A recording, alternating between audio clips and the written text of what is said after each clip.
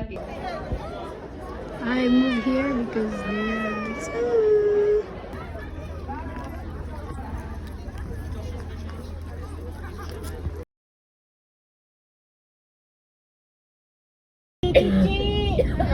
Andyan na si Abraham. Diyan na si Abraham sa kasilang niyo.